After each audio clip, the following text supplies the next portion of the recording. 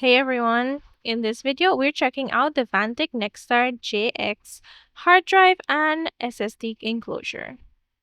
Opening it up, we get the manual, the enclosure itself, the cables, some screws, and the power supply, and also a vertical stand. Let's go over everything in detail. The one-page manual is actually pretty straightforward, but you don't really need to read it since I'm going to show you exactly how to install the drive anyway. Next up, we have one of the included cables, the eSATA cable.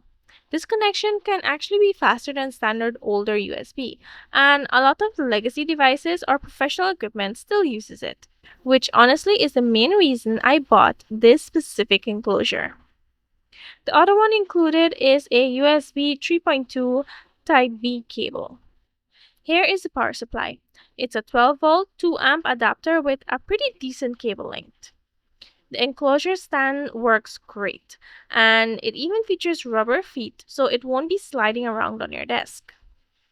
And here are the screws. The silver ones are meant for standard hard drives, while the short black ones are for the SSDs. Now, for the enclosure itself. It feels really solid. On the back here, we've got the power input, the power switch, and both the USB and eSATA connections. Over on the other end, there's a release latch to pop the enclosure open. As you can see inside, it can fit either a traditional hard drive or a solid-state drive, SSD. For this demo, I'm going to go with this 1TB Vulcan SSD by TEAMGROUP. All we need to do is line up the SSD like this and slide it into place. Just make sure it's fully seated and connected properly. Now we just need to secure it from the back using 2 screws. 2 is more than enough for an SSD since it has no moving parts and isn't fragile like a mechanical hard drive. Alright, with the SSD slotted in and those 2 screws secured, let's slide the outer cover back on. Just make sure the internal wires are tucked down so they don't get caught as it slides in. Once that's done, we just snap the release cover back into place and it's locked securely. Next, I'll install the stand. It just snaps right into the middle like this. Let's make sure everything works. I'll plug in the power supply and the USB cable for this test, since I'm connecting it to my laptop. Once it's plugged into my PC, I flip the enclosure's power switch, open up this management in Windows, and it immediately pops right up.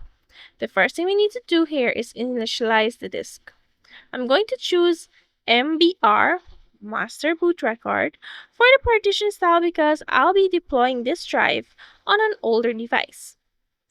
Now, right where it says unallocated, we just need to create a new simple volume. Just follow the setup wizard, give your drive a cool name, and you're all set. And as you can see, it shows up perfectly and it works. Here's a quick speed test. Honestly, not bad for a USB connection.